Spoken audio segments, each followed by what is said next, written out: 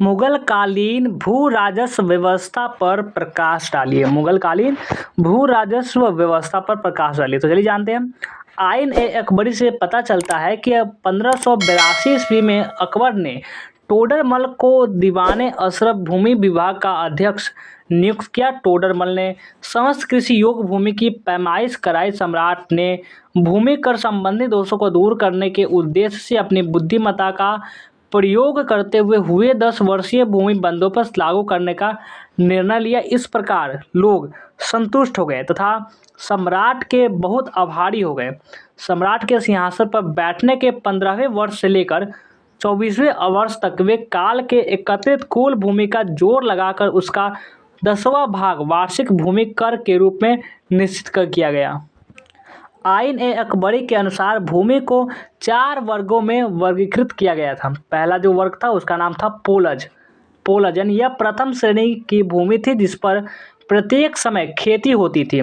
वर्ष में 2 फसलें प्राप्त की जाती थी। इस भूमि में प्रति वर्ष सरकार को भूमि कर प्राप्त होता था।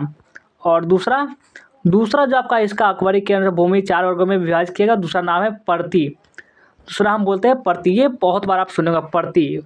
वह भूमि जिस पर लगातार 2 से 3 वर्षों खेती करने के पश्चात पुनः उर्वरा शक्ति प्राप्त करने हेतु 1 वर्ष के लिए पर्ती यानी बिना खेती की छोड़ दी जाती थी। यानी उस पर खेती 1 वर्ष के लिए नहीं किया जाता था। और अगला जो है वह इसको कहा जाता था छच्छर भूमि। यानी कि यह वह भूमि थी जो कृषि योग्य होने या उर्वरा शक्ति प्राप्त करने हेतु 3 या 4 वर्ष पर्ती छोड़ दी जाती थी। इसे हम बोलते थे छच्छर भूमि। और चौथे नंबर पर जो भूमि आती है उसे हम बोलते हैं बंजर भूमि।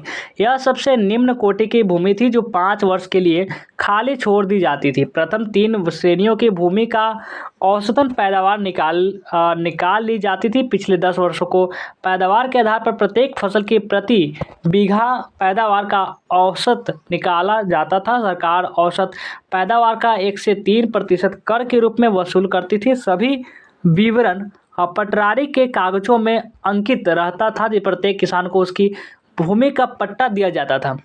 लगान 10 वर्षों के बाद औसत के अनुसार नगद रुपए में लिया जाता था। यह टोडरमल की 10 साला भूमि व्यवस्था या जब्ती प्रथा पर टोडरमल बंदोबस्त कराती है। और अगला है भूमि कर की जो राशि यानी वित्तीय कानून अंगों तथा पटवारी द्वारा करे गए लेखे जोखे के आधार पर अमलगुजार सहायक अमलगुजार तथा अन्य अधिकारी निश्चित करते थे। पोलज एक पड़ोती भूमि से सामान्यतः उपज का 1 से 3% भूमि का वसूल किया जाता था। तो ये है आपका सवाल का जवाब। कैसा लगा वीडियो कमेंट करके जरूर बताएंगे। लाइक नहीं किए तो अभी तक जल्दी से लाइक करेंगे, शेयर करेंगे और सब्सक्राइब कर लेंगे।